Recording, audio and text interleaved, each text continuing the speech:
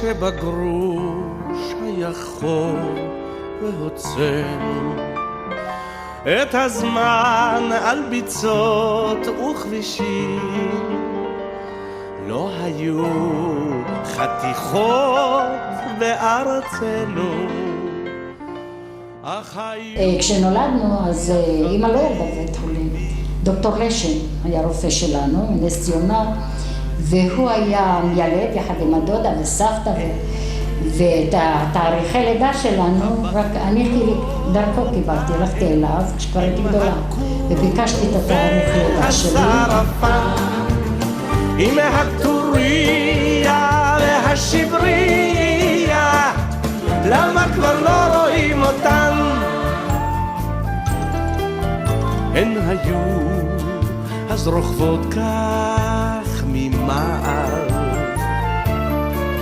על סוסי אגודת השומר, אך כיום הן רוכבות על הבר. וכשהייתי בהגנה, גם כן, אבא אומנם בלילות הוא נורא תמיד פחד שלא נצא לבד. אבל... מה עשיתם בהגנה? אימונים. השלילה, היינו יוצאות להשלילה.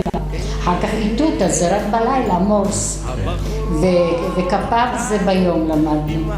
אתה צריך לחבר נגיד משפט, אז א' נקודה קו, ב' קו נקודה, ג' נקודה נקודה. אתה לא זוכר, אבל הכל ידעתי בעל פה.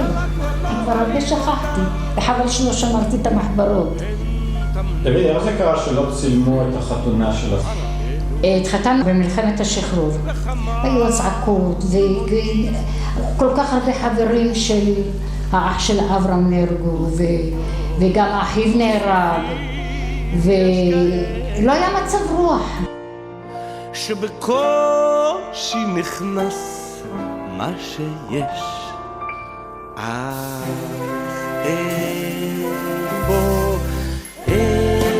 איפה הם הבחורות ההם עם הקוקו והשרפה, הנה הקטוריה והשבריה, למה כבר לא רואים אותן? להתהלך בארץ. תמיד תיארת. אני פה בארץ אהבתי לטייל עד היום, גם לפעמים יש טיולים אני יוצאת, אבל הייתי הרבה באירופה, בארצות הברית הייתי כמה פעמים, הייתי בקנדה, הייתי בפלורידה, הייתי בוושינגטון, הייתי בהרבה מקומות, הייתי בלאס וגאס, בסן פרנסיסקו, ואני אהבתי לטייל, ונהניתי מכל טיול, באמת. בכל מקום, זה היה ברומניה ובבולגריה ובאוסטריה ובפראג הייתי. האדמה ואותה פיסת הסלע הנצרבת בחמה, ומתחת לאספלט לבנייני הרעבה מסתתרת המולדת ביישנית וענווה. להתהלך בארץ בתרמיל ובמקל, וודאי תפגוש בדרך שוב את ארץ ישראל. יחבקו אותך דרכיה של הארץ הטובה, היא תקרא אותך אליה כמו אל ארץ אהבה. בחרמי עצי הזית ומסתור המעיין עוד שומרים על חלומה בחלומנו הישן, וגגות עודמים על הר וילדים על השבילים, במקום שבו הלכנו עם חגור ותרמילים. אמא שלי, אני זוכר כשהייתי ילד קטן, הייתה לובשת מכנסיים קצרים בצבע כחול, עושה ספונג'ה ושרה. לאמא שלי יש קול ערב מאוד, ואחד הדברים שהיא אוהבת לעשות זה לשיר. ואחד השירים שאהובים על אמא זה השיר שוב העדר נוהר. היא גם שרה אותו יפה. ואני זוכר את אמא עושה ספונג'ה, מאזינה לשירים ברדיו ושרה בעצמה. אני זוכר את היום שגידי נולד. וגידי נולד בבית חולים קפלן. ואני זוכר שכעבור כמה ימים אמא חזרה הביתה, ונסענו בת שבע ואני להביא את אמא מבית חולים. אני זוכר שככה התבוננתי באמא איך היא נראית, והיא נראתה לי בסדר אחרי הלידה, נראתה מאושרת. אני זוכר אני זוכר את ימי פורים, את הדאגה להכנת התחפושת, את ההכנה ביום עצמו, את האיפור. אמא תמיד דאגה שיצלמו אותנו, שיהיה לנו זיכרון מהיום הזה. התחפושות היו בדרך כלל תחפושות יוצאות מן הכלל, היא הייתה הופכת עולמות בשביל להשיג תחפושות. כל פורים התחפושת שלנו הייתה כזו שראויה לזכות במקום ראשון. אמא גם אהבה להתחפש. כשהיא הייתה צעירה, היא ושושנה מקסר והחברות שלה, הן היו מתחפשות ושמות מסכה על הפנים ויוצאות לשכנים, מסתובבות, עושות קונצים, עניינים. אפילו אני חושבת שיש איזו תמונה אחת של אמא מחופשת. אבל כן, כל שנה אמא הייתה מתחפשת למשהו אחר ויוצאת לסיבוב שכונתי, את זה אני זוכרת. זו גם הסיבה שקראו לה מלכה, שהיא מלכת אסתר. היא נולדה בפורים, משהו בסביבה של פורים, ומשם נולד השם שלה, מלכה. אלוהים נתן לך במתנה דבר גדול, דבר נפלא. אלוהים נתן לך במתנה את החיים על פני האדמה. נתן לך את הלילה והיום, אהבה, תקווה וחלום. לאמא ולי יש בינינו קשר נפשי חזק מאוד. כשהייתי בכדורי, נועה נולדה. ואני ידעתי שאמא צריכה ללדת פחות או יותר בתקופה מסוימת, אבל לא ידעתי בדיוק את היום ומתי זה צריך לקרות. ובערב שנועה נולדה, ניגשתי למנהל של העבודה בבית ספר ואמרתי לו, תשמע, האמא שלי צריכה ללדת, אני מחר נוסע לרחובות, אני לא שמעתי מהם שום דבר ואני כבר לא יכול לחכות יותר.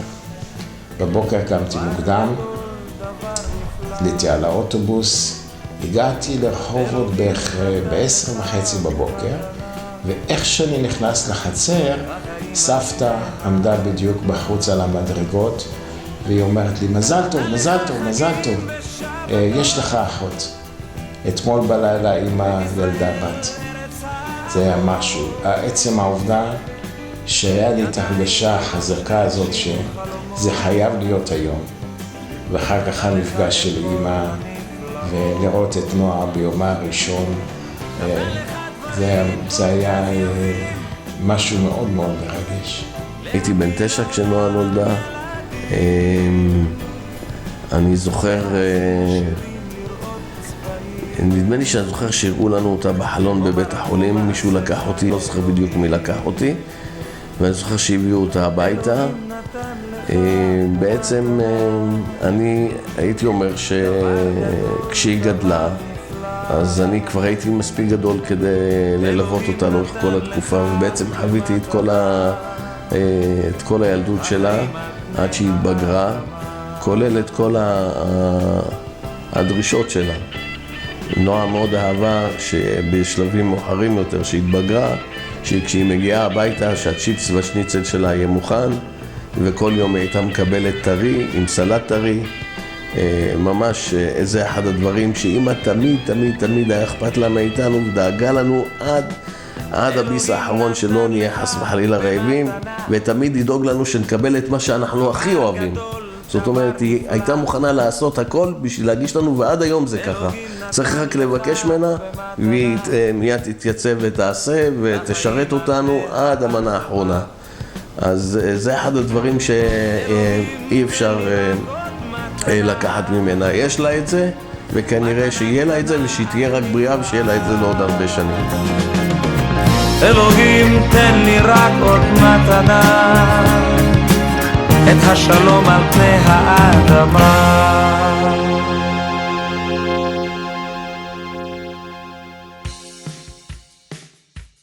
אני זוכר את היום שנסענו לכדורי, ואני הייתי כזה נרגש וקצת כזה עצבני וקצת חושש וקצת לא בטוח, ואמא הכינה לי מלפני כן את כל הבגדים ורקמה את ראשי התיבות של שמות שלי בכל בגד, וכשהגעתי לבית ספר הייתי אחד הילדים הכי מסודרים, שהכל היה אצלו מלמעלה עד למטה בדיוק בהתאם לרשימה.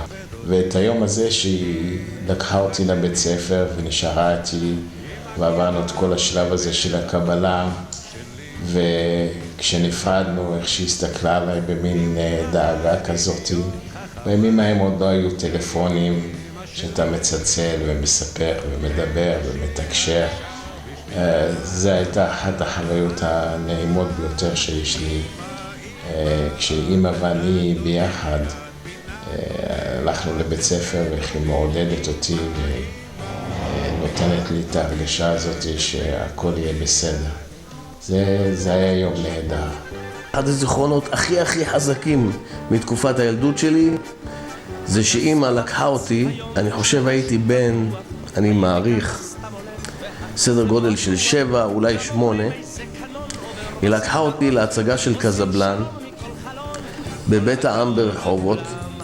אני זוכר שהיא גם דאגה שאנחנו נשב באחת השורות הקדמיות באולם בית העם ברחוב יעקב, ואני לא יכול לשכוח, מעבר לזה שהתרשמתי מאוד מההצגה ומאוד נהניתי במהלכה של ההצגה, שבהפסקה היא יצאה החוצה לקיוסק שעד היום עומד שם, וקנתה לי ג'מייקה, שאז מין שוקולד ממולא קרם נוגט.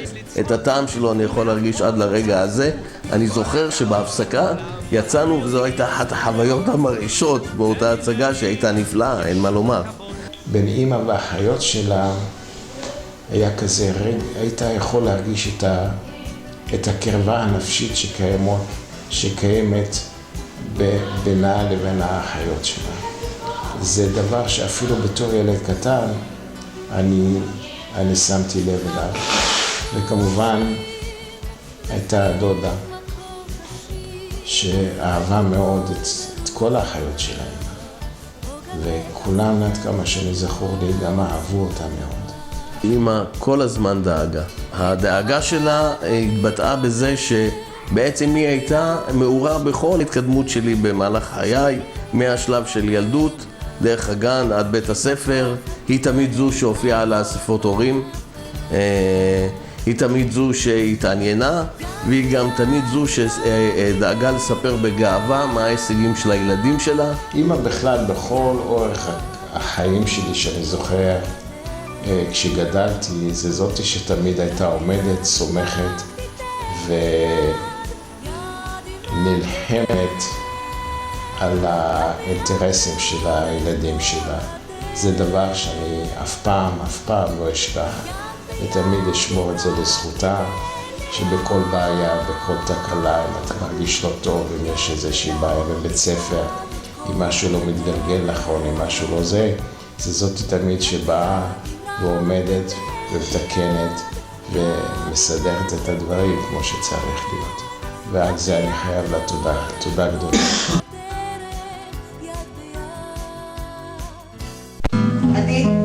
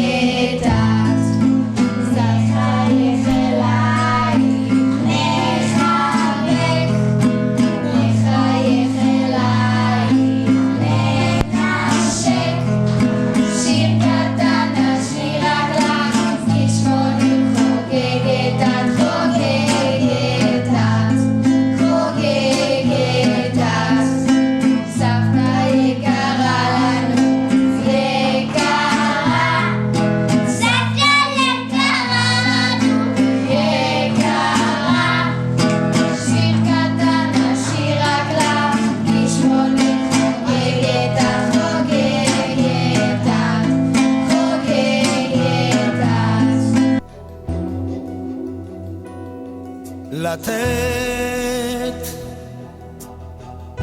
את הנשמה ואת הלב,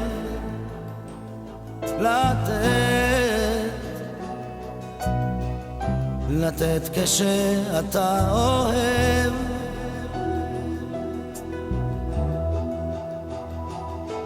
ואיך מוצאים את ההבדל שבין לקחת ולקבל. אז כשהייתי בכיתה א' ב' אז אחרי בית ספר היינו הולכים לסבתא והייתה מכינה לנו אוכל. את אוהבת לבוא לסבתא? כן. למה? זה אוכל טעים, לא זמן.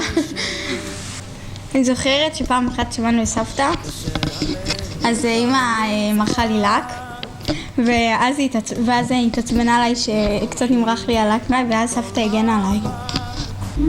אני זוכר דברים שסבתא לקחה אותנו מהבית ספר ומהגן, במיוחד אותי, ואני זוכר שתמיד היא דאגה. כל הזמן היא רצתה שאני אוכל יותר מדי אוכל. ומה אתה רוצה לברך אותה לכבוד יום הולדת 80? שתחיה עד 120 ושתהיה בריאה. כשסבתא באה אלינו לרמת גן וישנה אצלנו, זה נחמד לקום בבוקר ושסבתא נמצאת אחרי שהרבה זמן לא ראינו אותה. ומה את מברכת אותה לכבוד יום ההולדת? שתישאר כמו שהיא, שתמיד תהיה בריאה והרבה מזל טוב. את אוהבת את סבתא? כן, בסבתא. למה את אוהבת את סבתא? כי אני רוצה להביא את המשפחה. כי הסבתא שלי מכינה הרבה אוכל. מלכה, אני יכולה רק להגיד שכשהייתה ילדה קטנה בבית היא הייתה הכי מפונקת, הכי רגישה, שכל דבר קטן שהיא הייתה עושה ולא מצא חן בעיניי, היא הייתה רצה לסבתא, לדודה, ושם היא הייתה מקבלת, ושם היא הייתה, לא, היא הייתה בבית והיא הייתה הולכת לשם, שם זה היה הקן שלה, שם היו מפנקים אותה, שם היו מחזיקים אותה יום-יומיים, ואחר כך הייתה חוזרת הביתה. החגים תמיד כולנו היינו יחד, ותמיד נהנינו כולנו להיות יחד. גם כשהיו לנו, התחתנו והיו לנו ילדים, השתדלנו להיפגש, כל האחיות, עם הילדים, לעשות נחת להורים. זה היה נחמד, זה היה יפה, וככה היה מסורת שלנו. את תלמידה טובה? בילדת רגילה כולנו.